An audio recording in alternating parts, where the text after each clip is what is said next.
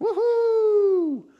Hi, everyone. Welcome back. I'm Michael Sandler, your host on Inspire Nation. If you've ever wanted to know if your karma is permanent or how to clear your Akashic Records, then do we have the Kryon Show for you.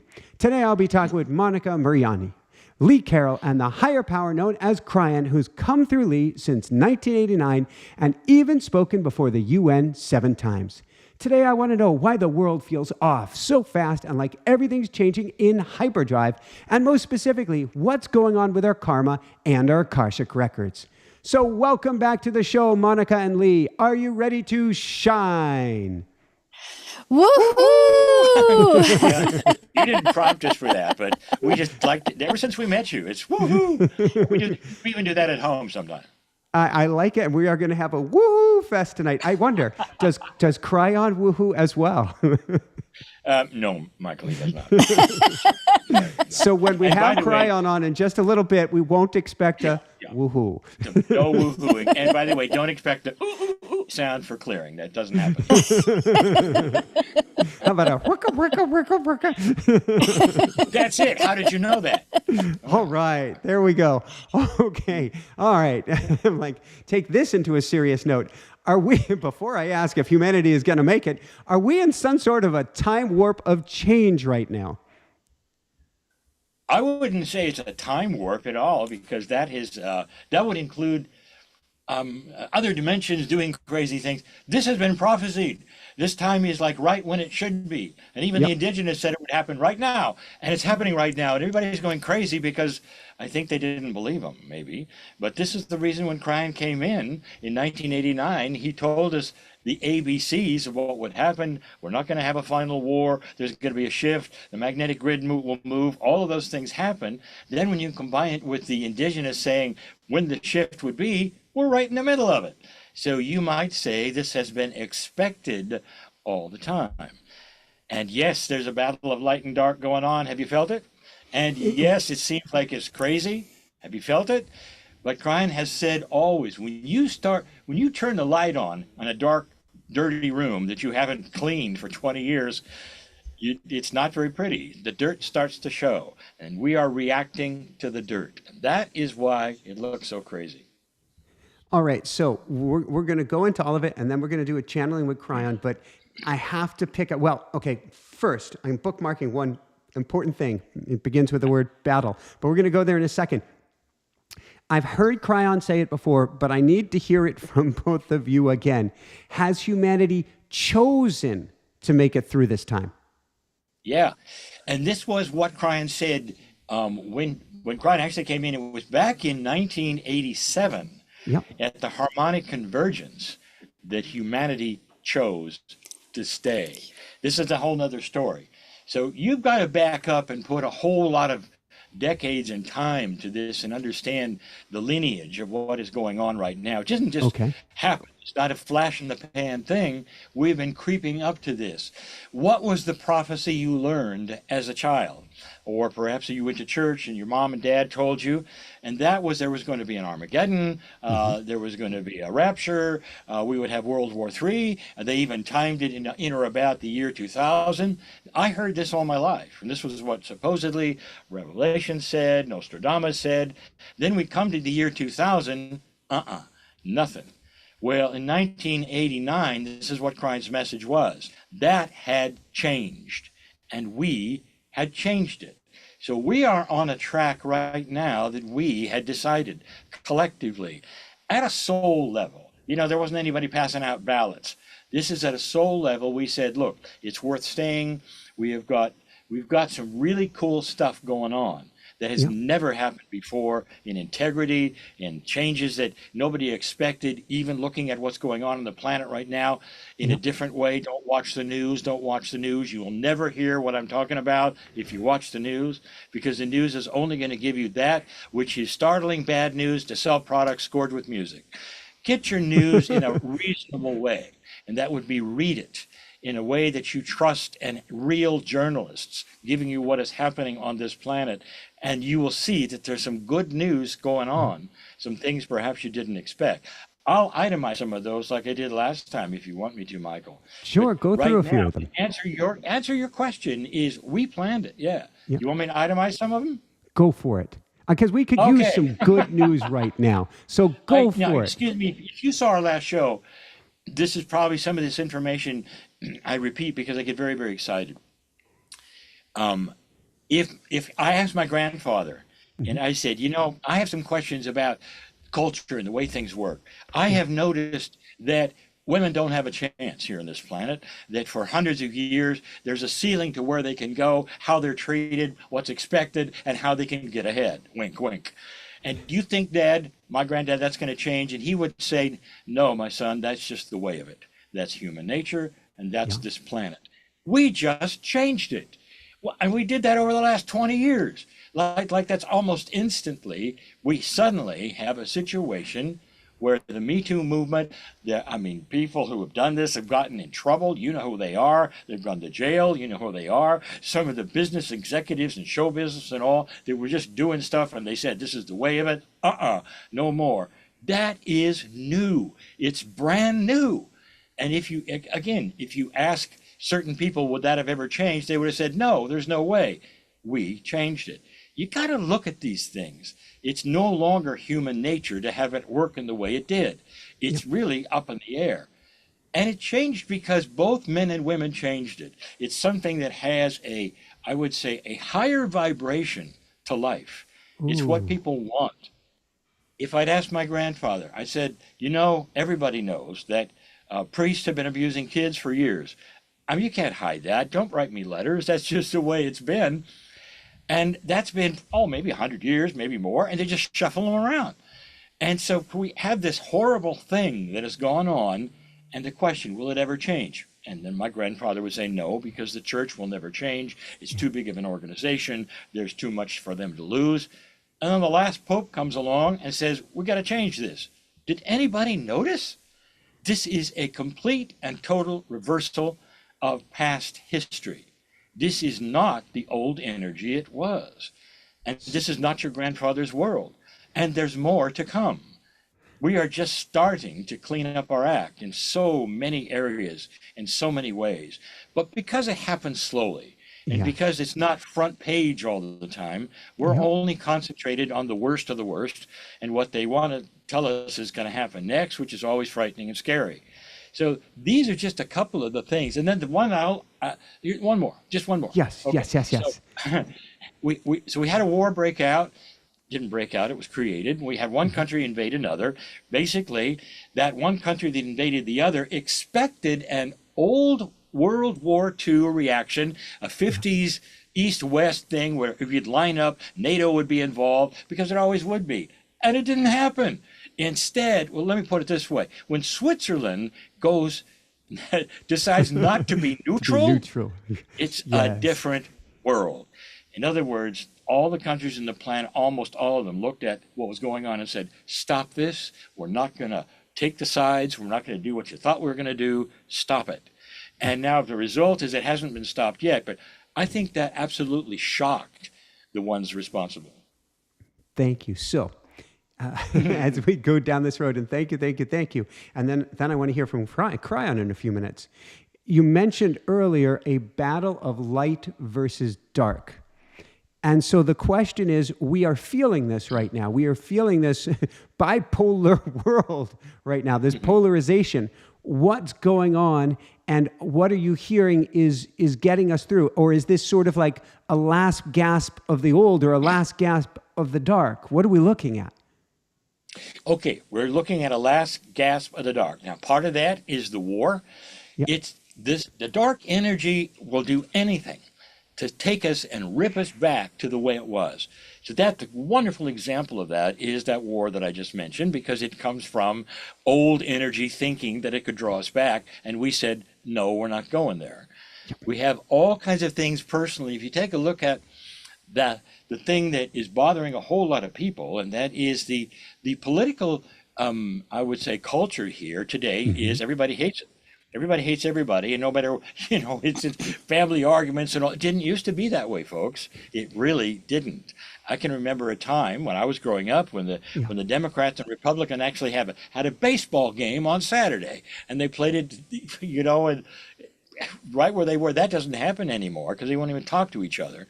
What is going on there? It's a polarization because of the system that is absolutely broken in integrity and driven by greed. What does Kryon say? He say, watch for new, younger leadership. You're going to have to change the pool you're drawing from. Yes. You're drawing from seniors. Stop it. You're going to have to go and look at younger candidates that have wonderful new ideas, that don't buy into the old energy, that are not controlled by those with a lot of money. They're out there. They just are not getting the chance they would normally get. That's going to change perhaps sooner than you think. And these are what Kryon has said is coming up. Kryon has given so many subtle, I would say, prophecies about things, which then slowly came into being, so slowly that people just say, oh, I remember when he said that. Yeah. So these are the kinds of things. It's not going to happen tomorrow, folks. But I want everybody to understand that light is actually winning. There's a snowball effect. When it starts to roll down the hill and you start to see this one is moving, this one is moving, this one is moving, it can't be stopped because it gathers momentum, and whatever's in front of it is going to get hit. Are we supposed to is such a guilt-laden term, but does focusing on the light help with this process and help bring that snowball, shall we say, down the hill even faster, rather than focusing on the dark or focusing on what we're told to focus on that keeps us in a system of control? Michael, yes. Can I default to Monika for a moment? Because we believe in creating our own reality, in having affirmations, and it changes us, it changes our lifespan, it changes those around us. You want to talk about that a little? Absolutely. What Kryon has told us is that consciousness is energy, and it can affect and alter physics around us. And I know you haven't specifically asked about this topic, but I feel like I want to introduce this into the conversation. Please do. Because we are talking about a new prophecy that Kryon gave for old souls. Yeah. It was delivered on March 6. Yeah.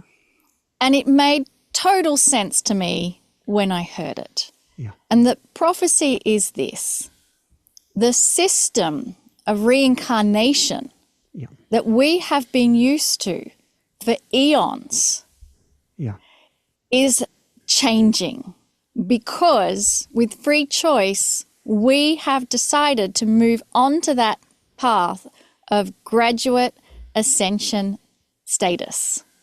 So if you are moving to a new paradigm, Kryon says you cannot bring with you old energy systems. They don't work in the new paradigm.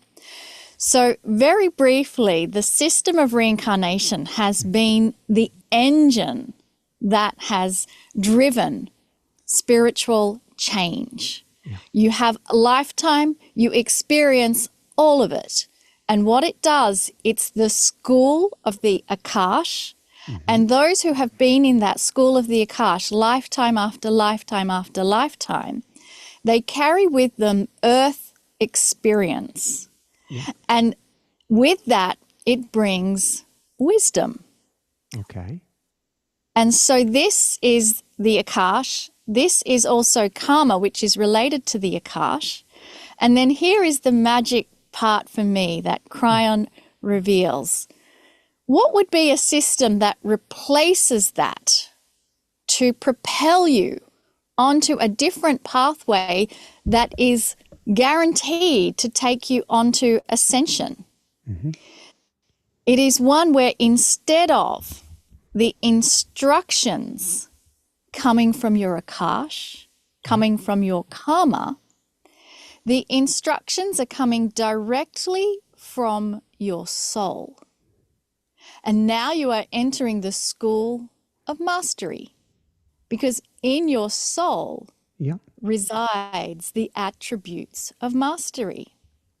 Mastery observes and does not react. Mastery sends compassionate action. Mastery is where love is always the answer. And so now I want to get really into an area that I love, and it might be very esoteric for those who have never heard of this. Okay. So I'll try my best to explain it in very simple terms. Yeah. But it requires an understanding of what Kryon has said, that 200,000 years ago, the Pleiades came to the earth to give us divine DNA. And they very cleverly created the one kind of human on the planet that was then, from a human that had 24 chromosomes, very cleverly created 23 chromosome human. And in fact, this is being seen by science. It's reported by science that something took place 200,000 years ago where you had a fusion of 2 chromosomes, and we now have 23 chromosomes. But Kryon has said we've always had a 24th pair, which is multi-dimensional. And one day when we develop an instrument that is able to see quantum fields, we will see this attribute of the 24th multidimensional chromosome pair. And this is the mechanism where you will start to receive your soul information. Think of it like a time capsule that has been dormant within your DNA. And it has been waiting for this shift in collective consciousness in order for this time capsule to start releasing information. And it's done with intent, and it's given to the old souls first because they are the first ones to attune to it and receive it. And when we incarnate in our next lifetime, we come in completely free of any negative things in the akash that many people are working on in this life to clear. We come in with deep wisdom. Can you see how that is going to change everything on the planet? It begets a big picture question. I've been thinking about this, and I knew we were going to go here tonight, and I wanted to go here.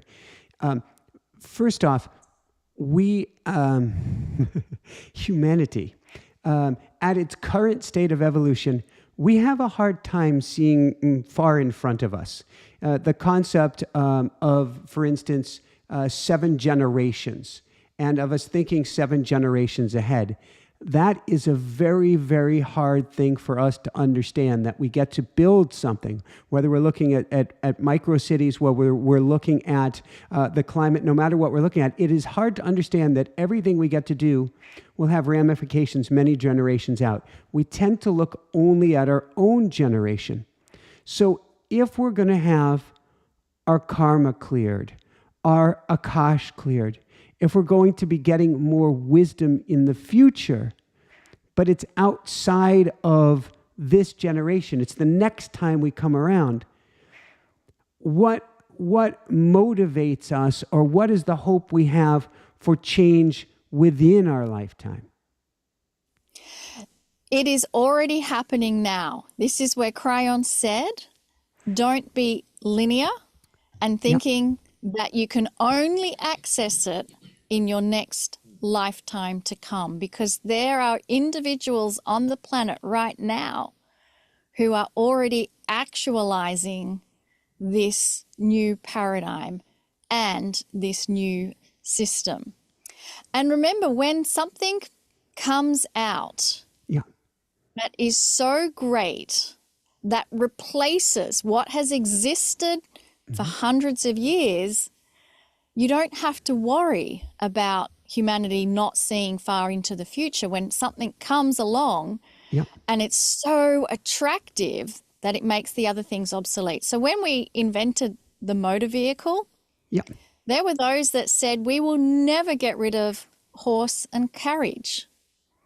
And yet, when you have something that becomes the way of it, the other one becomes obsolete because there is no other option. It's the same when the movie industry moved from silent pictures to all of a sudden you had the ability to do talkies and have talking in the movie. And there were those who believed we wouldn't move into that new paradigm. So this is why Kryon says the snowball of light winning on the planet is already in motion. Whether you can see it or not, it is happening. Can you imagine, even when Kryon said we will have an instrument that allows us to see multi-dimensionality? And I'll bring you to this analogy of when a person discovered little microbes, germs on your hands and how it would create infection and bacteria. This was laughable when presented to other doctors because it was invisible. You could not see it. And yet today, for someone to say that germs do not exist is laughable. So this is why we are so excited about humanity's future. Thank you. And before, I want to dive in a little bit more with both of you, then we go to Kryon. But one of the thoughts that occurred to me is, what does this mean for the new gen? If we're coming in with our akash and people are going, what does it mean if the Akashic records are cleared and what replaces it? So we get to go there. But if we're coming in, if we will be coming in with the Akashic records cleared, or if we come in with our karma purged, so that we can start new instead of building off of the old, is the new gen, for instance, a Hana Bear or maybe a Johnny Bear, is the new gen already coming in this way? Let's talk about that for a moment, because that has many ramifications and things we haven't talked about ever on this show, and maybe needs a whole new show. But I'll just back up for a moment. First of all, it's not everybody. It's old souls. It's the ones who have been here over and over and over and over that Kryon is speaking of. Now, because the population of the planet is increasing and always will increase to a certain state, there'll always be newbies coming in. So it's not everybody. The new gen will not all have it. It's those who are old souls who are part of a new gen will have it. And part of that snowball is it only takes a few who have the light to light the match so that everybody can see. And so the answer to that particular question, especially about your youngster, is that, first of all, I've seen her, I've looked at her, many people have. She is an old soul. The answer for her, yes. And Michael, you're going to see it. You're going to see it we in already some of the do. Yes, you do. Now, remember. So I'll break in for 1 second. She occasionally what I call is breaks code, which means she breaks the law, and all of a sudden she goes from a toddler in an instant to an elder. And you're looking at her and you're going, oh my God. And then eventually she remembers that she's not supposed to be breaking the code or breaking the law, and she's suddenly a toddler again. Well, guess what? That has a name. Really? And I identified it in 1999 in Hay House's best-selling book of the year called The Indigo Children. Yes. So and you came up with that term. For everybody, I cannot believe that you came up with that term. I did. And this was channeled, and it also was part of a work from a woman named Nancy Tappy, who had first seen it. This was an extrapolation of her work, expanded and channeled. And it was a description of your daughter. And it is a description of many children coming in preparation for what Kryon is now talking about. And so when they got to this place and were this age in this shift, And those who started back then in 1999 were already on the planet and maybe 10 years old and were being drugged with ADHD and ADD, the whole routine, are here now. This is the pool that we're going to start drawing on. These youngsters now who are a little older for the new political leaders and all. But I have something else to give you. So what I want to give you is an answer that is, you ask, why can't we visualize it? What would make the difference? What would enhance this? Okay, what if I told you something that Greg Braden has also said on stage over and over, and I can hear him say it, and this is what Kryon has also said: every single invention that we are looking for that is going to eliminate poverty, create electricity, desalinate water, grow crops 3 or 4 times as much without GMOs, are here. All of them are here. And he's right. And they are. They are in current development experimentation in an age where the powers that be will not stop them. In fact, they're going to want them, because all of them will fit into a kind of new paradigm that didn't exist 20 years ago, where industries would be out to stop anything that was new or would take their money away. And now we're looking at, they want it because they were running out of resources. We need more water. All of these things are starting to happen. What about a world where poverty would actually be wiped out? Because we'd have the resources, and you wouldn't have to necessarily buy them the way we do today. They're not going to fall from the sky, but and you'll say, well, where are they going to come from? Well, let me ask you this: if you were 100 years ago and you were wringing your hands about what was happening on the planet, and I told you, wait a minute, we're going to have the internet, and they say, well, what's the internet? Well, first of all, you've got to understand, you got to have a computer for the internet. What's a computer? Well, and then next you're going to have digital, so forth. There may be 5 or 6 layers coming that will help us to understand more of what you don't know. And so you can't just have me tell you it's going to fall from the sky. I'm a guy who has been around long enough that if you told me someday we'll have cameras without film, and I'd go, well, what'll replace it? What substance? There will be no substance. Well, then what's going to make the pictures? Well, there's computers, and then there's the internet, and then there's phones, and it would have fallen on deaf ears. I'll go, yeah, sure. This is what we're looking at in a few years. There's going to be layers of discovery and invention that are going to bring about things where people go, oh, this could very well be the salvation that we were looking for from ourselves in a greater earth that has the integrity to use it and not weaponize it. Oh, okay. Let's go to that question for a second, and then maybe one more, and then we go to Kryon. And I really want to understand more about this replacement or letting go of the Akash and the Akashic Records. What does integrity mean right now? And are old souls naturally, I've never expected to ask this question or even this word, are old souls naturally integrous? Are they coming in with this higher level of alignment? What is this? What does it mean? Yes, they are.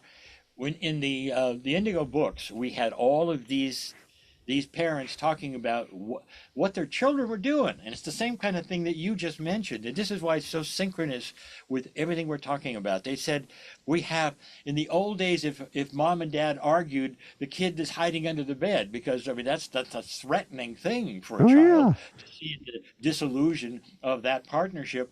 And even back then, they were saying, there's a new breed of kid that is now standing between them, going like this and saying, well, now, Dad, you really didn't mean that. In other words, there seemed to be counselors all of a sudden. You may say, well, that's a little far-fetched. No, it isn't. No. We've experienced this in our house. Yeah, it is. Haunted bear goes poof. So is that, Michael, is that integrity, or is that wisdom? And it comes from being on the planet over and over, almost like life after life was a school of experience that you learned from. You didn't have to come back and repeat it and repeat it and repeat it, but you actually learned something, so that when you arrived again, you had a higher level of wisdom. But when you put it together with an awakening planet, where life matters. I mean, all life matters, and didn't used to. Thank you. Can I tell you something that most people, excuse me if I said this before, 250 years ago, you're gonna pack up your wife and your daughter, and you're gonna go have a picnic, okay? And here you are. It's gonna be nice. There's a nice green lawn, and I want to tell you where it is. You're gonna watch a beheading. Oh no. They did. This is what they did. Now I'm asking you, are we doing that today? Has humanity grown a little since then? I don't know of any country, well, there could be some, that would do that today, or the citizens would do that today. There has been a change, and it takes generations. But truly, that's the integrity part you asked. It's the integrity of life mattering. And not just life, but people's feelings and compassion and kindness starting to elevate in its purpose and how we feel about it, where it just didn't before. It just wasn't there. So this is what's going on right now on the planet that I wanted to tell you about. And by the way, we're not done with the indigos. We're probably going to trot that subject out because of the shift, because of those coming in like your daughter. And people are experiencing it, and someday we may do another program on that somehow. I'm just giving away stuff that nobody knows yet. Okay. Well, you're making me think. What is it? What is it I need to ask about the indigos right now? Are they? Don't do it. Don't do it. I'm not going to talk about it. I'm gonna go there. One question, because it's all about energy. Are the indigos, or let's even take it broader than that, because we have so many old souls here watching this tonight. In fact, I would argue that if you're not an old soul, if you're not at a certain level of being awake and aware to who and what you truly are, this doesn't interest you or turns you away at the moment. So are indigo children the tuning forks of the new earth? There is a very 3D principle that says that when you have these kinds of changes we're talking about, which will affect billions of people, that you've got to start seeding the population early with the ones who are going to change things like education. And so you're going to find the indigos now are starting to be the teachers, the principals.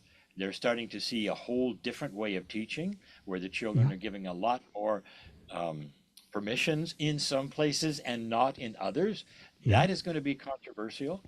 But those indigos that came in then are the seeds that were planted for what is happening now. And so, in a way, you're right. It doesn't happen all at once, Michael. It takes time.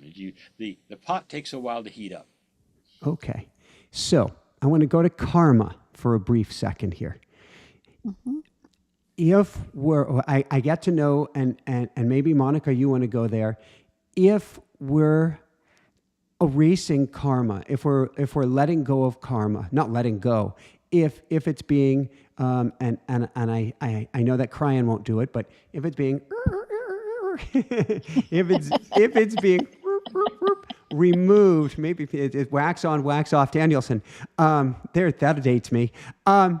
If that is taking place, what is karma and what are we coming in? Okay, let's put this a different way. Karma has been an energetic teaching tool, not so much to me a haunting of I have bad karma and so my life is smoted to begin with, but it is helping us to learn and to grow. So what exactly would you say it is? And either what is replacing it, or do we still need to learn those old lessons? I guess, forgive me for going on so long about this. I went to, growing up, I went to Catholic high school, and I also went to Hebrew school. And I can remember this yellow book that I was given on World War II and on Hitler. And I was told that you needed to really almost embody all of the lessons in here, all of the killings in here, the Kristallnacht, all the broken things, in order for that not to happen again. that almost seems like a karma of humanity. And if you focus on the karma, you're destined to repeat yourself. Not if you learn the lessons, but if you focus on the karma. So what is the karma, and is this a releasing of it so we don't need to even think or focus on it so that we can kind of leap past that energy? Whew, that was a long-winded one, Monika. There is a lot of information you've packed into that question. And karma means many things to many different people. Yeah. Because we can say when someone does something bad, oh, their bad karma is going to catch up with them. It's a phrase that's thrown out there. So I want to explain what Kryon has given us about karma, which may be different to the definition that most people think of when they think of karma. Yeah. And to do this, I will talk about the akash versus karma versus life lessons. Okay. So the system of how it works is that your akash records your experiences. It's a record of human energy, action, and emotion. Yep. So when we tune into what we feel we may have done in a past life, the akash pushes it to you in energy.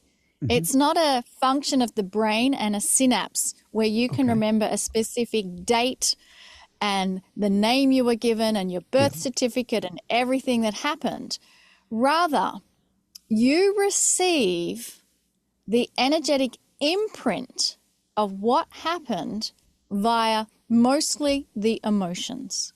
Okay. For example, if you had some very traumatic lifetimes where you drowned, you could have some very strong emotions pushed to you in and around water. Yeah. The same if you've had a very traumatic experience where you were burned to death or something strong imprinted on you. Yeah. And even having someone with a naked flame can create a visceral reaction within your body based on the emotions being pushed to you through the akash. Now, it can also work in a beautiful way where you have so much talent you've been garnering as a musician, a singer, a composer, an artist, that the akash continues next lifetime after lifetime. When you see a child prodigy come in at 3 years old and is already playing on the piano, repeating what they hear without any musical lessons. And when you see a technique where they will cross their left hand over their right, which is a learned technique, where does that come from? It's within the akash. So this explains the akash. Then when Kryon talks about karma, Kryon's description is that karma is about energetic setups that put you with certain people to do certain things. So it is about karmic family. You often will incarnate with the same family members or same soul group members that create different scenarios. You might be a father-daughter relationship in one, you might be brother-sister in another. There's all kinds of karmic situations. And it's the karma that predisposes you to continue doing a certain thing. And this is what can produce generations of, for example, firemen. Their grandfather was a fireman, the son became a fireman, the son after that becomes a fireman. The karma is simply something that predisposes you to do certain things. The very interesting part about this is that when Kryon came in and Lee wrote his very first book, The End Times, and the ones that followed, there was the promise or the premise that with your intent, you could drop your karma. Karma is simply a mechanism that pushes you to do certain things. So when you drop your karma, you're no longer pushed by energies that make you want to be the fireman or make you want to be the doctor or the dentist. You are then free to look around and discover what else is there in life for me. So many who have an awakening, in some regards, they are already ones who have dropped their karma. Yeah. And they will be the ones that will tell you, 10 years ago, before I had this awakening, I was a completely different person. I had different interests, a totally different set of friends, total different genre of movies that I might have been seeing. When you've had this awakening, you drop your karma, which is what's pushing you to be a certain way and do a certain thing. Then the third one I'll just very briefly touch on is life lessons, which are completely separate to karma and separate to the akash. And they are life lessons for you to learn on. And they generally take a lifetime, even sometimes to identify what it is for you. And some examples of life lessons can be learning how to love. Very simple life lesson. But there are some who find it maybe difficult finding a relationship or receiving love or compliments given to them. Yeah. So these are lessons that we get, that we work on in a lifetime. And if we don't accomplish it, it just carries through to the next lifetime. So I'm hoping that that kind of explains how the three different terms can be used interchangeably, but they mean different things. And the of karma Thank you. going away, a lot of people, you are already in that category. Beautiful. So, question that we have from the audience, and then we'll go to Kryon after this, is will we lose our memories of things that took place in the past? And does that mean that if we don't learn a lesson, we no longer will get to learn it or need to learn it in future lifetimes? Kryon has indicated that it's not a linear process, that we can go to certain steps like that, but he has assured us, and me especially, the idea of past lives and what happened to you is going to shift. Yeah. You're going to still have the Akashic record in you, but it's no longer going to drive you in the way it did before. And instead, some of the best things in your lives that have ever happened, some of the most joyful things you've ever experienced, will start to come forward. Now, this is almost opposite from what we have today, because past life readers and those who are helping assist with Akashic records are dealing with the problems. They're dealing with the energies that have been interruptive. Yes. They're dealing with you not being able to go in the water anymore, just like Monika was saying, because of something that happened in the past, or getting over wars that you've been through, or the killings that you've probably done, and we all done. Suddenly, those things are the things that are going away. The things that will replace them in the teaching area is mastery, but the things that are going to assist are the Akashic record good things that you've had. We've all had stellar things that we just celebrate and that we wish we could return to. Uproarious laughter over wonderful things. Parties you've been to, you just want to continue that because you're with such great friends. People you've known that passed over and you just love them. These are the things that are going to start popping up that you didn't expect instead of the old stuff. So somebody was. You can see that it's, the answer is not A and B. It's different than you expect. Well, somebody was in the chat was saying, so we're not going to clear our traumatic wounds, our ancestral wounds, our there was another word for group wounds, but you get where I'm going. Yeah. But it sounds like instead, we don't have to worry about that. That energy is gone. Instead, you had a lifetime where you're a giggly, silly Buddha enlightened master. We're going to bring some of those skills forward. And instead, it's your positive energy we're carrying forward. So in the question, and it's a good question, are we going to lose our memories? We are going to lose the memories of the ugly stuff. Yes. Thank you. Woohoo! And we are going to replace the things that start to come up within us with some of the things you want in the school of life that you've lived. You don't want to just remember the bad stuff. It's time for this to change. And an awakened consciousness is the place for that to start changing. And I'm thinking that Kryon may even talk a little more about that when we get to them. These are wonderful questions, but they're not black and white, A and B. Will we lose our memory? Yes and no. Losing it of the old stuff, not losing it of the good stuff. It's morphing into a whole different system that is ready, benevolent, and it's a helpful system of love and compassion. And don't worry about it. And some of it is happening right now. Most of it is in the future. This is why it's called a prophecy. This is why it's called the reason why you might want to come back.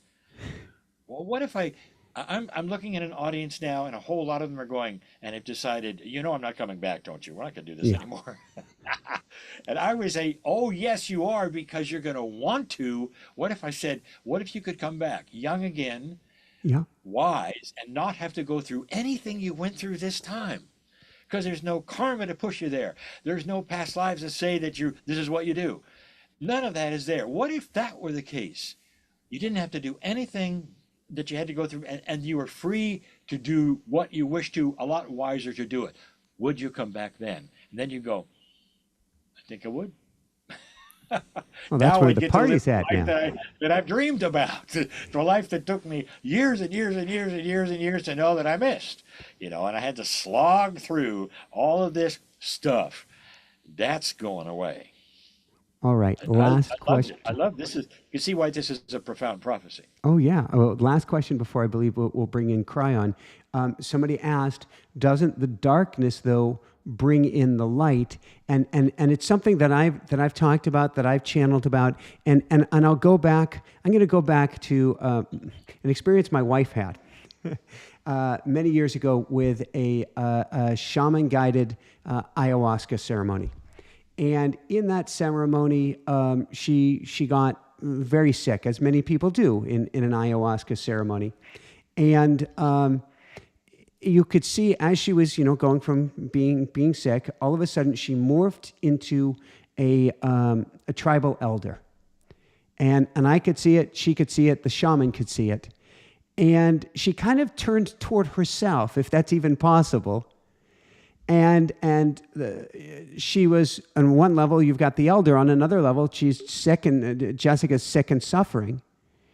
And the elder turned to her and said, how many times are you going to need to go through this before you get it?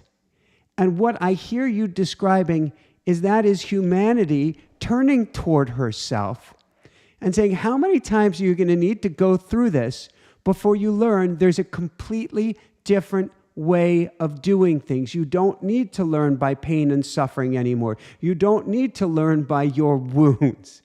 That's what you're talking about. That's exactly right. And don't mistake, and this is for your audience, don't mistake dark energy for duality. We'll always have duality. Yes. And duality is that dark light side that we learn from, and we go through some things just like a child would when they touch a hot stove and don't do it again. There'll always be that kind of a thing, not to be confused with a dark consciousness that wants to pull us back into time. It's two different things. So there's a little bit of both in that, in the answer that you gave. But I am with you on this one, Michael. Thank you. All right, so let's go to Kryon. I want to hear, and we took a long time to get there, so hopefully we have a decent amount of time to play with Kryon. This is fascinating. Yeah. I want to, before we go to Kryon, please just have our audience create a space for yourself. Drop into your heart center and just release any tension within your body. just dispel any questions you might have about everything we have discussed. Because Spirit wants you to know that there is a love connection 24/7 in support of you being here. And that you are being invited to relax into the arms of Spirit who knows you personally by name, loves you beyond measure. There is so much love and support for you on the planet right now. And so now we will invite Kryon to come in with a beautiful message to convey just how much we are loved and supported. Greetings, dear ones. I'm Kryon of Magnetic Service. I want to give you a message especially for old souls, not for those who are just looking around and wondering how spooky this is. I want to talk to old souls. I want to talk to the ones who care enough about themselves, their families, and this world to tune in to this particular message, these programs of hope. And I want to tell you something. Number one, you have no idea who is around you right now, where you sit. You have no idea. There is such a multi-dimensional entourage, you might say, that is alert right now, very alert, because I'm going to give you a message that they have wanted to give you for some time. They're alert because of the changes that may occur due to what you believe or don't believe, or what you realize, or what you cognize perhaps for the first time here. There is great change happening. But old souls on this planet, they come in with so much that is three-dimensional, so much they're taught. And it's typical of all humans to want to cling to that which is comfortable. The information especially that is spiritual, that was given to them, to you, by those you love. And I'm going to change it. And I am changing that information. And you will say so often, how can you, Kryon, no matter how long you've been here, come in and change the actual staples, rules of spirituality, or of God, if you wish? How can you even do that? What gives you the right to do that? And I'm going to explain it. And in the explanation of this will reveal your majesty. Do you know what the veil is? And some of you will say, well, loosely, I know what the veil is. It's a term that has been used loosely to describe a human being, and the one on earth, from perhaps that which is a multi-dimensional reality on perhaps your soul level or in the universe. And there's a big separation there. And it's so thick you can't even talk through it. The veil is what keeps you from literally having information given from those you've lost and loved. The information that would be, I still hear, I still love you, can you hear me? Can I touch you? And you can't, because the veil is so thick. That's the veil. Do you remember this? Are you aware of this veil? Here's a statement that is true. Yeah. God is the same yesterday, today, and forever. Mm-hmm. The rules of divinity, the same yesterday, today, and forever. So what is it that says a channeler can come along and change those rules if God is the same yesterday, today, and forever. They don't change, and yet I'm saying they change. Well, what I am telling you that you don't understand, that now I'm going to give you, is this. What happened is that you changed.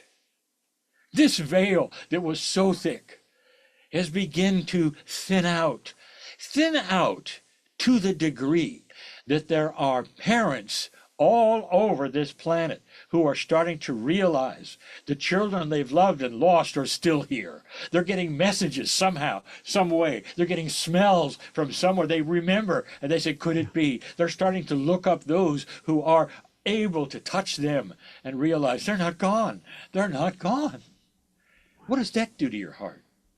This veil is starting to lift to the degree that the awakening starts to get to you in a way that increases your awareness, your light, your divinity, your understanding. You are the ones who have changed these rules. God provides that which is divine in you, and it's the human who has the allowance to awaken to it or not. This is the shift that was predicted by the ancients. This is the shift that allows for humanity to start slowly increasing integrity, compassion, all the things that were not there in the past, that languished in the old energy of repeated wars, repeated energy that continued to be the same and the same and the same, and suddenly it's not. No wonder there's strife. When you have this kind of change in the way you think, no wonder you think that this is the world that is coming apart at the seams, when all it's doing is morphing. That's what I told you 35 years ago. This is your legacy, old soul. It is why you are here, the age that you are, watching this program. Do you understand what I'm telling you? It is your majesty. It is your awakening.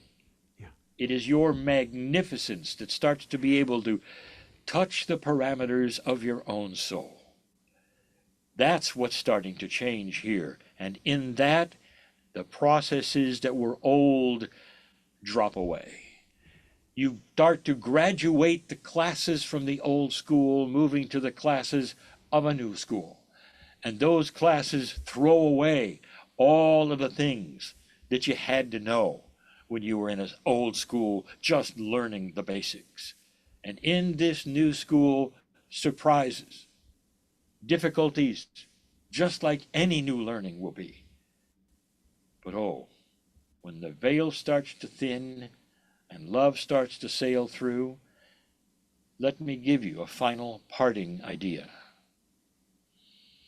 You are worthy of everything I have given you today. This planet is not here to victimize you. None of you were born victims. None. All of you were born magnificent. Some of you were programmed into thinking you're dirty somehow, or God doesn't love you somehow, or you have to do this or that, or you have to get rid of this and that. And I am telling you this, that the entourage which is looking at you right now and holding out its hand saying, you are clear of that. It's not who you are. What is happening is you are here on purpose as an old soul to start understanding the light that is occurring. And you are worthy of all of it. Born magnificent. We loved you from the beginning and we love you now. That's who God is. Not a punishing father. Not something that you were told or programmed that would then judge you somehow. That is not love. God did not give you free choice and then immediately judge you on your choice. That's not even logical. That's what I want to leave with you. Worthy, all of you. That's why I say in passing, I am Kryon, in love with humanity. That's you. and so it is.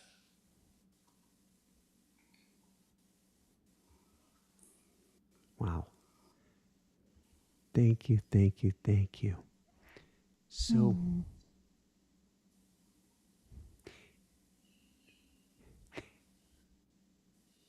how much have you heard? I just pause and I bathe in that energy. How much have you heard humanity will be changing during this lifetime? And I know that there are all sorts of timelines depending on what the collective does or doesn't do, focus on or doesn't focus on. But based on our current trajectory, what have you heard of how much we're going to change or experience this new world for those who are attracted to the show in this lifetime? And even that is a big window. We have people here who are 80, 90 plus. We have people who are watching it, I hope, who are in their teens. What's coming in our lifetime? You can always judge how fast you're moving by how much trouble there is.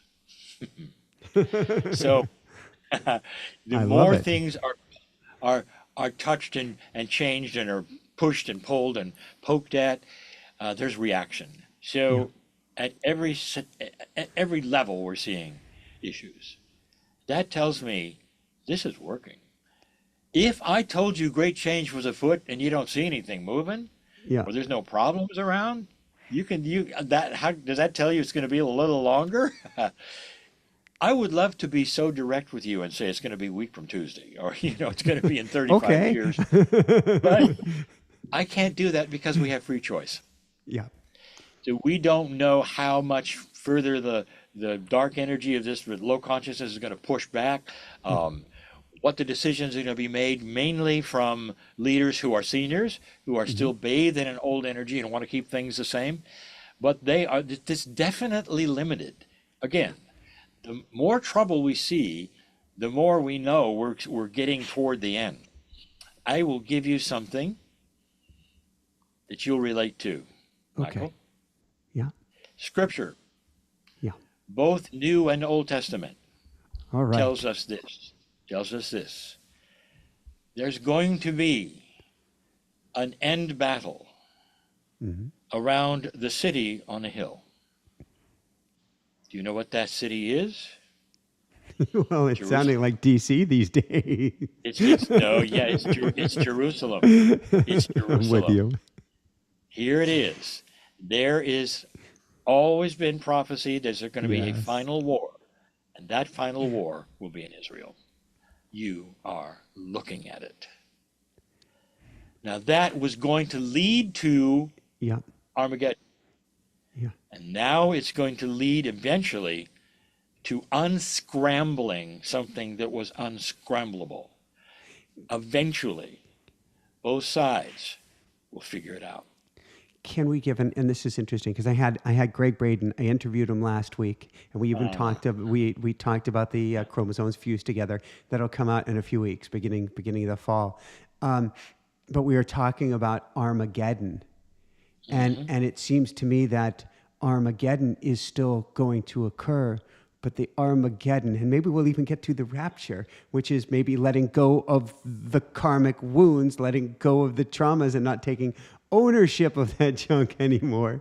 But that Armageddon is a complete destruction or annihilation of an old way of being to allow in, I'm going to use my terminology here, the or something betteredness.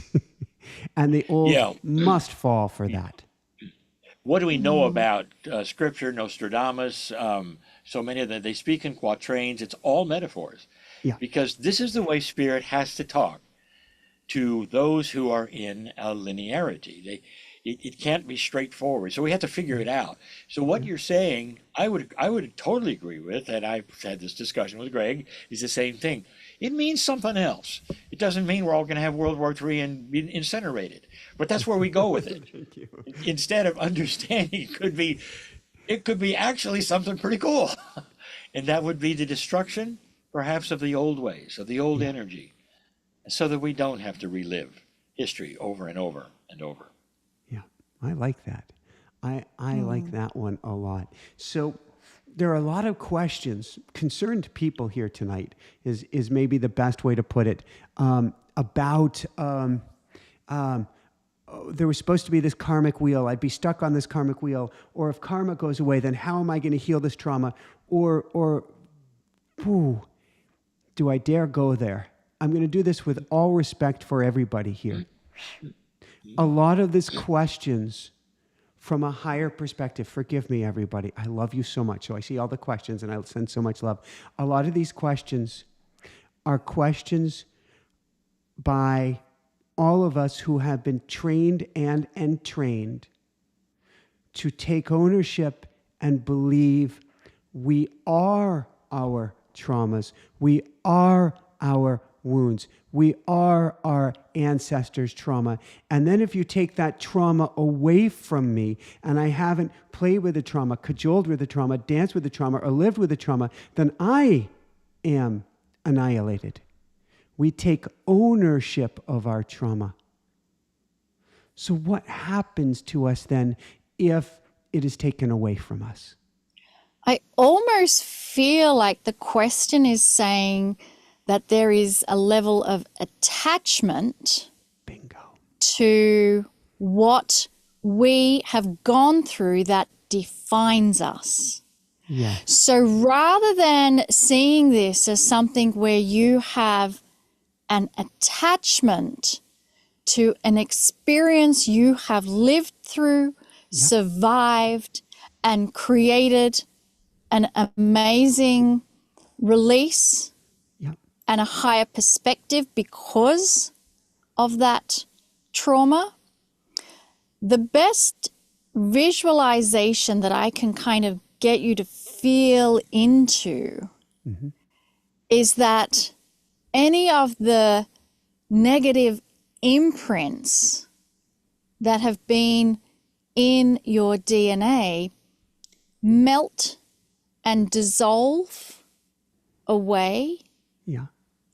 And all you have left is the gold nugget that's been gleaned from your experience that is transmuted into you as divinity.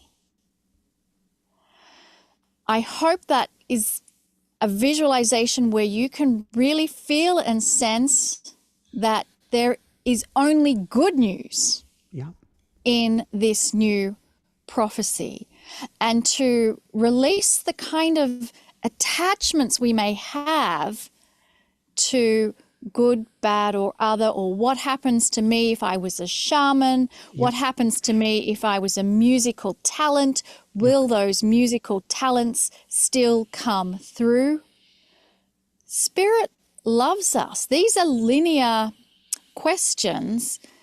God wouldn't give us a system that doesn't take into the whole idea of what God represents, which is love, benevolence, compassion, wisdom, mastery. So now if you're looking at those experiences, let's just take it at this lifetime. Okay. You had a terrible experience and you looked at it a certain way. When my husband told me my marriage was over, this is me being personal, my life was upside down. I cried for days on end. I couldn't understand it. I felt so abandoned and unlovable.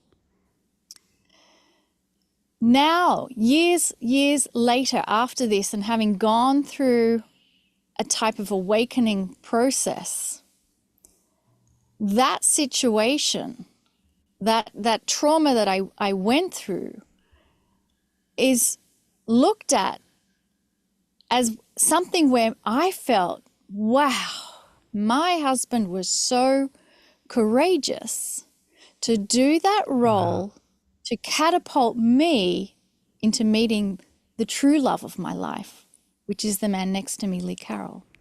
The event did not change, But the transmutation of everything that took place and the perspective of how it is felt and perceived now has totally shifted. So I'm not sure if that is helping the viewers understand more about why it is an amazing, exciting time to know that our karma and akash, that has been like an anchor weighing us down, is being released so that you can soar and you can fly and you can bring to you mastery and wisdom that's being pushed to you from your soul, from that 24th chromosome pair, which is entangled with the Creator. So your trauma, it doesn't even have a place to exist anymore because you are being held within such sacred energies that it's transmuted. And so I want to just ask Lee if he has anything to add to that, because he always has a wonderful way of explaining things as well. All right. Yeah, I do. I say, let's just go to the let's bottom line on this, because I see the questions. Yeah. And they're all linear. Am I going to lose my identity? No, of course you're not. God loves you. You're going to have that identity when you come back. Will I lose any of my talents? No. And she just said that. You're not here to suffer because of this thing that's going to happen. And as far as things that define you, if you feel that you've gone through some ugly stuff, that now that you're stronger because of it, I want to tell you, when you come back, that strength is still going to be there. Very much so. It's you. You're not going to lose you. And I want everybody to don't ask linear questions. I'm saying, well, how is this going to affect my soul? Are you kidding? Your soul is involved as I would say, the thing that's driving this. Yeah.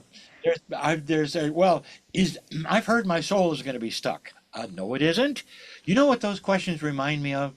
When people start asking linear questions because of the programming I got, Michael, you got for a while, and all these things about the rules, what you should, what you shouldn't do, what you wear, what you don't wear, how you cover your head, and all these things.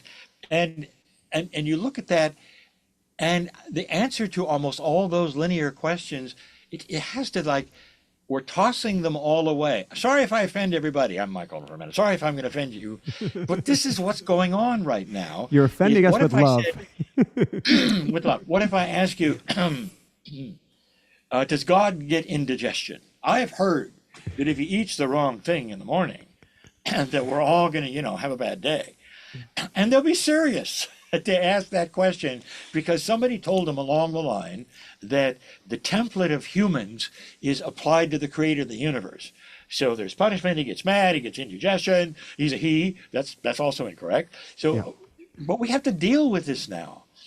So I'm asking everybody to do what Kryon has asked you to do. Relax for a moment. Cognize the fact that God loves you so much, Spirit loves you so much, that the next step is going to have benevolence all through it. Stop worrying about if you're going to be this or that, or if this is going to, if you still retain this. What do you think that love is about? This is what Monika just told you. It's about a benevolent, loving God. You are part of this. You're part of the essence of God. Your soul is a piece of God. And you are here now about to reap that benefit in these next lifetimes more than we ever have before. Stop worrying.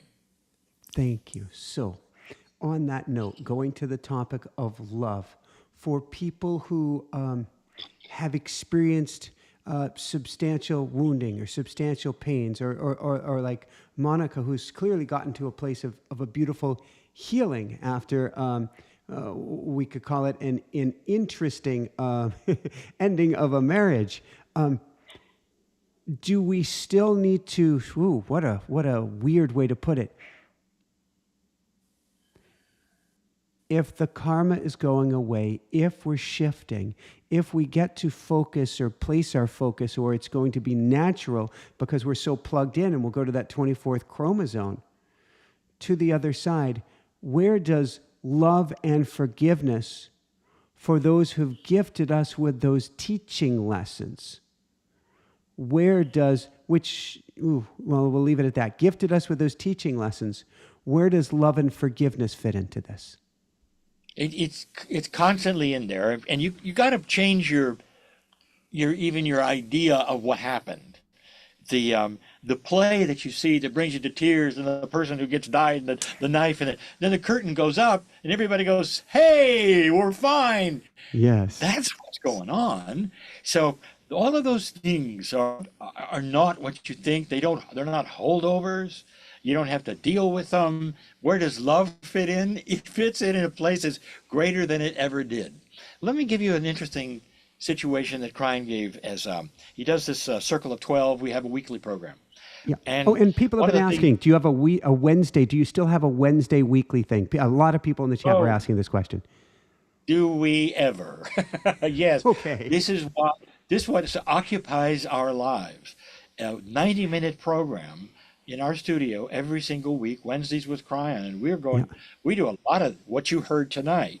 Yeah. This is what we do. We channel, we talk, we have experiences with people. Yeah. But one of the experiences that Kryon asks us to visualize is we're going to a place in the soul, and we're in a theater, and we can't see the audience, but we're sitting on the stage in a chair. Yeah. And suddenly the lights come on, and in the audience is everyone who ever was angry with us, yeah, assaulted us, yeah, betrayed us, yeah, and they're all there. And one by one, they say, we are here on the other side of the veil. Even though we might be still alive in the planet, our soul parts are here. And every single one of them comes up and says, please forgive me. Give me a hug. One by one, by one. What they're saying is, the play is over. The play is over. I love that. Everything, Everywhere, All at Once. Did you see this movie? Of course. Many times. Of course, several times. How could you not see that movie? Well, you get it then. I won't give the whole movie away, but all of these people are coming down to slay her. And she's asking each and every one of them, because fighting back is not apparently the answer. What is the most loving solution with each person, even in their magnificent disguise of trying to slay me?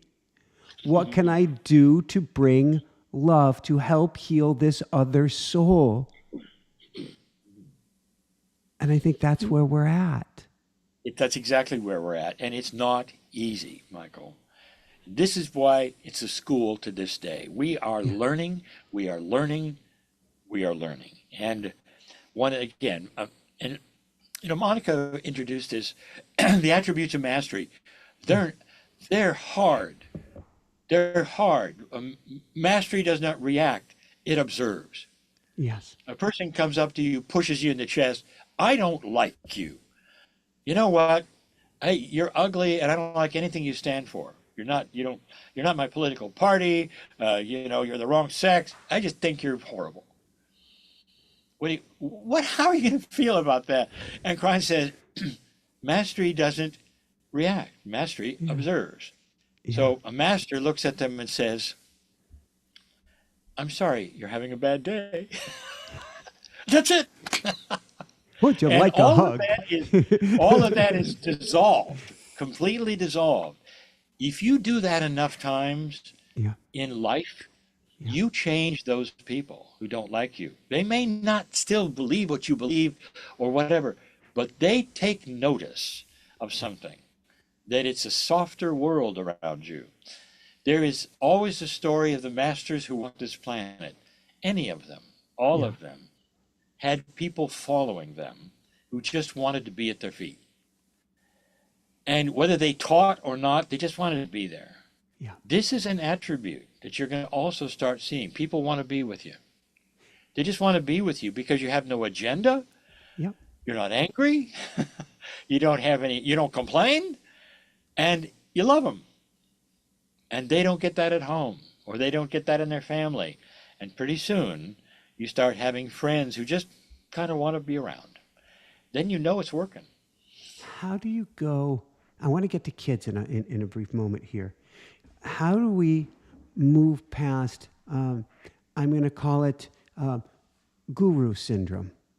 We have been trained and entrained that there is always, typically in this society, a patriarch.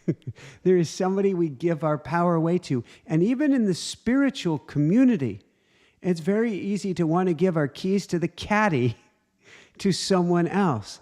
This is my master. It feels to me like those days are done. Like we get to have bumper stickers, all of us. I am not your guru. We are each the answer we're looking for. How do we let go of that attachment that it is someone or something else?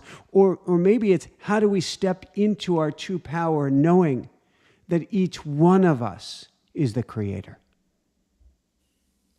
Hard. Very, very difficult. You've got to cognize what Kryon has said. You are already born with all the tools. You are a master, and maybe your guru has given you enough information so that you can acknowledge that, and now maybe actually walk that path. You've got to. However, it's tough. You're right, Michael. We want to give away our power to somebody else. We want to make our problems go away and go see somebody, pay for a reading, go take a class, anything but own it. Yeah. Own your mastery. You know, how many have told you that? Instead, they're saying, well, own your problems. No, own your mastery. That'll do it for you. Woo-hoo. All right, kids. And we've got somebody saying, are we going from Indigo kids to so-called crystal kids? How are the kids coming in today, no matter what label or thing we put on it? How are kids coming in, and what do we do, forgive me, to get the hell out of their way? My advice is get the hell out of their way. I'll make a statement here. You may not agree. I wrote the Indigo Children book. Yes. There were no crystal children, or even the name when I wrote that. And that's because all of that was seen later as pieces and parts and categories of an indigo child. Children are different. Humans are different. Personalities are different. Indigo was not an energy color. It came from a woman who had synesthesia who saw colors around certain kinds of people. She had a brain disorder. So it's not even auric. So to answer the question, they're not becoming another kind of thing. Yeah. Indigo children, definition, a new kind of consciousness being represented with the children of the planet, period. Now, if you want to categorize them and make some of them crystals or some of them green or whatever, and they are because there's different kinds, that's fine, and books are being written like that, but they're all indigos. What do we do today? Because not only are they coming in now, most of them are indigos.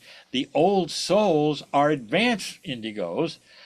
Even the ones, stand by, this is getting a little too esoteric, even the ones who are newbies, where does a newbie come from? Do you think they might have been on other planets? Yeah. What's your feeling about that? Has anybody talked to you about that? Do you think the universe is teeming with life, as Kryon has said? Do you think others have gone through what Earth has gone through, as Kryon has said? What if they come from suddenly more enlightened planets? So they're not coming in cold. They're coming in with a little more wisdom than the other newbies did maybe 30, 40 years ago. They are the new kids. Do they have a new color? Well, not as Nancy Tappy described, a new energy? Yes, they do. And your daughter is one of them, Michael, because she's more than an indigo. You see, you're an indigo. You're a handful, you know that. So, and yes, and I was one of those ADD medicated kids. Yes, you were. Yes, you were. Your child is the next iteration of energy that's going on that we have to get out of the way. They're going to not conform to old standards of anything.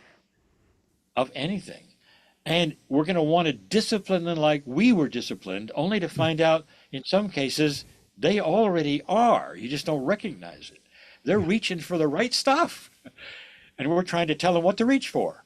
So these are the kinds of things to look forward, and that is children who are even wiser than you think they ought to be. Not all of them, but a lot of them. Maybe most of them.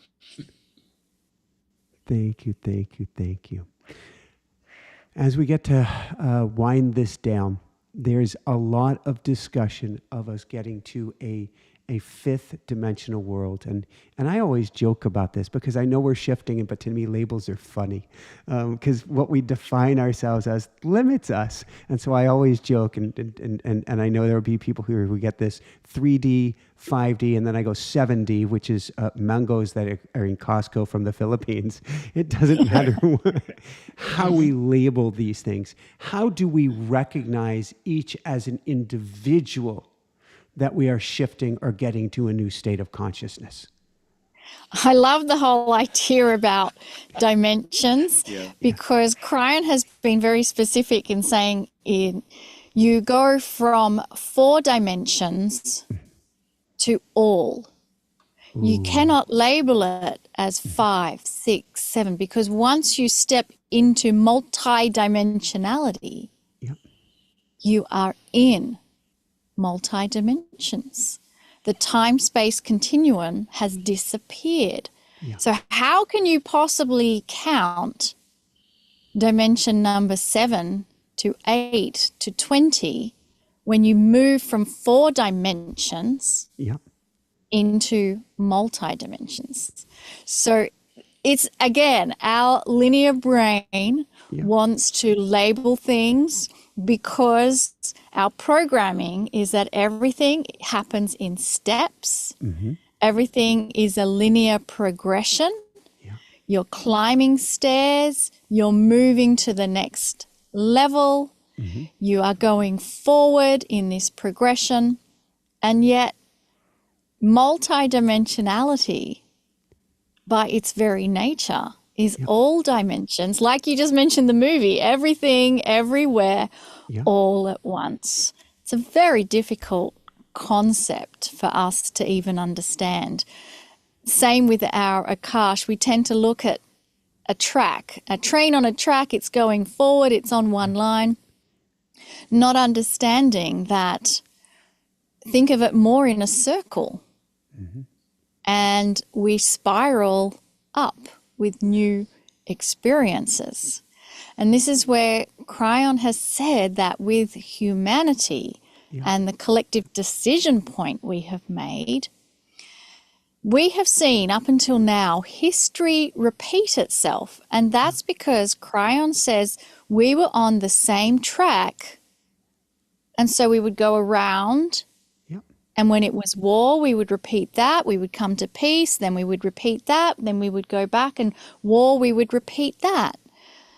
But because of this collective shift in human consciousness that we have gone to, that train track, the train of humanity has jumped onto a new track. Therefore, we are traveling onto a surface, so using a metaphor, where the train has never gone. It is being created as we go. And again, in the circle of 12 experiences that we have done over the last 4 years, Kryon used this metaphor of the train of humanity on a track, and I loved this expression where the train was called hope. And as the train goes out, you visualize painting the track in front of you that humanity is going to travel on. You can influence the track. You can lay down foundations on that track before the train even gets there of compassion, benevolence, hope, wisdom. And so this is, again, another metaphor to describe why the snowball of change has already started. You can't stop it. The train of humanity is on a completely brand new track, never been traveled on before, filled with hope. And think of all the train stations that we are about to hit as ones that have bursts of energy coming to us to support this decision even further. Hence, I mentioned the time capsules within our DNA releasing information to help us in this journey. There's also time capsules within the earth. Gaia, she is alive. That is also releasing. Then we are traveling in new areas of space that we haven't even encountered yet. And all of those things in space, we are receiving information to help us in this shift. All of it is good news. Woo-hoo. Last question I have before we find out where people can go to find out more. And this question is, will we still have soul families that come here with rules to teach us lessons after we've been super squeegeed? No, not lessons. We'll have soul family coming to teach us mastery. The difference. It's a difference. Lessons are often like, I'm going to whip you until it hurts. Now you know how it hurts. Don't ever do that again. Then you know how it hurts. I mean, that's what we think. Am I wrong? No. So you have soul family, same ones. In fact, a channel just given today, Kryon says the guides that you came in with are the same guides you've had every single lifetime. You don't even recognize. And so they come now to teach you mastery. You're going to have gurus on your team as you move forward. Things are going to be, they're going to feel more benevolent. And it's going to start even while you're here, so you understand that this is not necessarily something in the future, only in the future. Because this is so prevalent and we're making changes, you're going to start actually, get ready for strange stuff, living the next lifetime's parameters while you're in this one. That's what I want to hear. How can you do that? All right, what's entanglement? Ask a physician. Physicians don't know that. Physicist. It's the ability in a multidimensional state, literally, to be in two places at the same time. Yeah. No matter how far distant they are, when you touch one, the other one moves. So time doesn't matter, distance doesn't matter, and you're in two places at one time. Now that's physics. You apply that something to spirituality, anything is possible.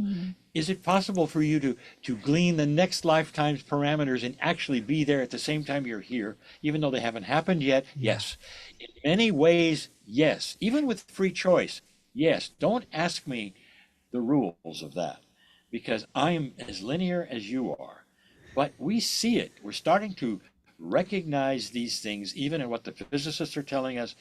And then when we have those who we trust start to give us our gurus, the channelers or whatever, saying you have no idea how God sees you.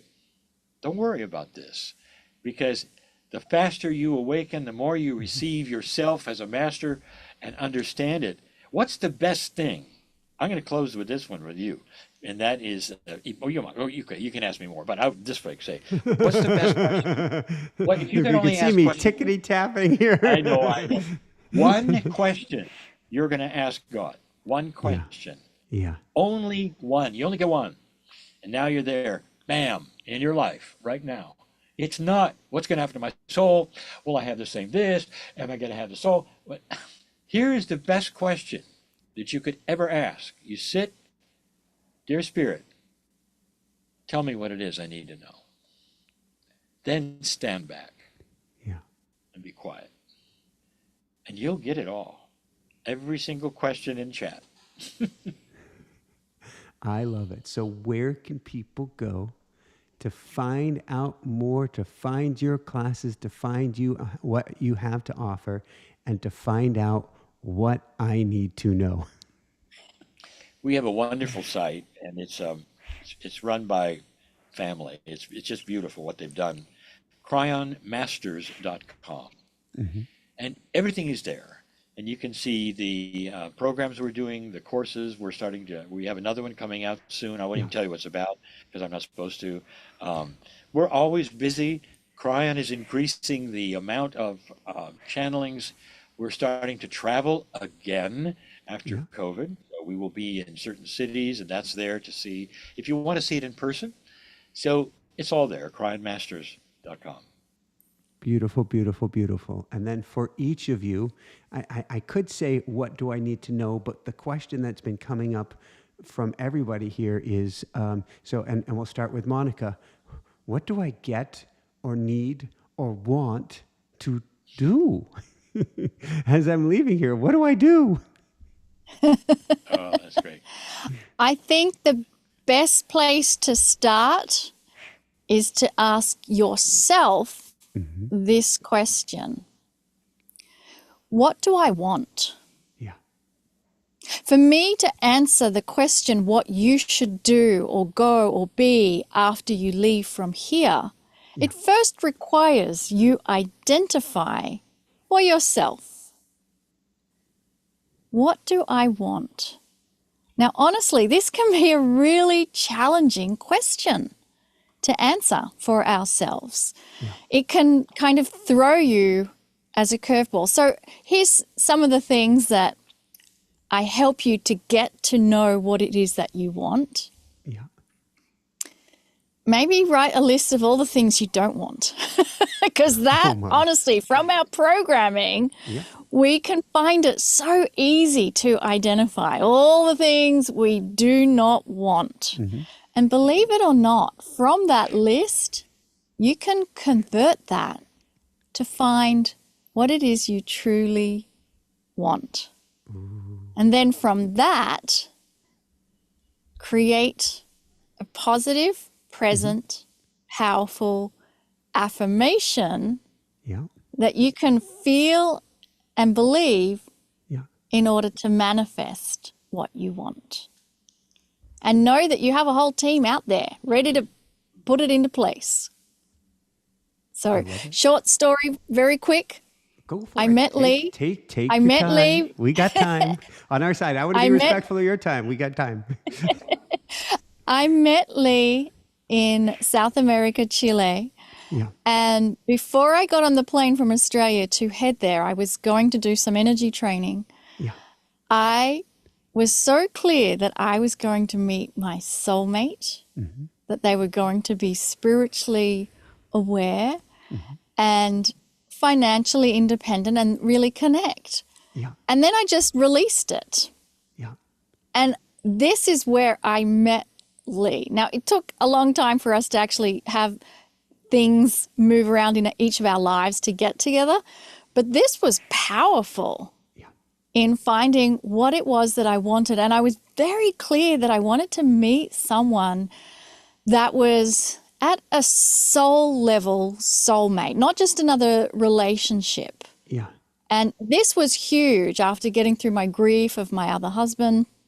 But once you identify really what you want with true authenticity, don't be ashamed or go into guilt of what you think you might want, you're not worthy of it, or you've been programmed to think about it in a certain way. If you want a certain thing in a certain way, trust that authentically that is what you want. And then use the magic. Use your thoughts, words, emotions, and it shall be delivered. So that's what I want everyone here to leave with, knowing that you are powerful, you can create it, just decide what it is you want. Did you know it was him when you first met him? I felt an electric shock, magnetic, yeah. I did too. Yeah. I did too. We looked at each other and went, oh! So I was like, it's another story. For next time. Yeah, for next time. For the next lifetime. Yeah. All right. And Lee, would you like to riff off of this as well? What do people apparently wrong question Sure. Get to do? I always like the like Greg Brayton, where our favorite phrase is "What if?" Yes. What if a grander truth had a spiritual entourage that you can't see, in other dimensions, that know your name and are here to work with you, always around you? What if that was so? that's the case. And what if they can't get in your, even in your Merkaba, they can't get in your aura, your field, unless you allow it. So they can't touch you. They can do a lot of things to make you look, but they can't touch you. That's free choice. What if that was so? Now, in my belief, and what I've learned for 35 years, that is the truth. The biggest truth I ever had to learn. Go to bed tonight. And I want, right before you go to sleep, even if you have a partner next to you, you don't have to say it out loud. I want you to raise your arms. In bed. And I want you to feel the chills that are come from those who are now going, is she going to do it? Is he going to do it? And you say, I'm ready. You can come in now. And then watch what happens. Oh, goody. Thank you. This has been so beautiful, Monika. This has been so beautiful, Lee. What a special, special show. So the last question somebody asked is there a name for the amethyst? The amethyst is holding space. The amethyst has a personality. Yeah. We haven't named it. It hasn't been revealed yet, but I can tell you that she came from the Wagner Crystal Mine, which is in Mount Ida, Arkansas. And this area of the planet is known for being one of the largest crystalline deposits on Earth. So I like to think of her as something that's been marinating in those energies. And it's a Pleiadian portal. And it was carefully chosen so that energy transmits to anyone who connects in with our broadcast. Name an energy like that. Yeah. Yeah. Yeah. It's not like naming your dog, Well, you can pet it like a dog. I could. I'm not allowed to. But perhaps her name will be revealed at some point. Great question. Great question. Thank you for that. All right. So for everyone out there, this is Michael Sandler saying, be well, have fun. Could I say pet your amethyst today? That just does not work. Discover your true goodness, your true greatness, and know that you are going through this beautiful, magnificent shift. You're supposed to be here at this time. You chose to be here at this time. And how does it get any better than this? And above and beyond all else, shine bright. Woohoo! Thank you both so much. And how does it get any better than this? Lots and lots of love.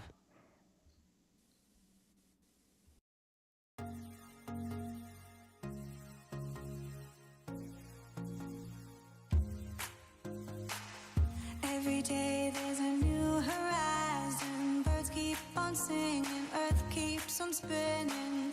Time to toss any fears that rule you. Dance to vibrations, no limitations.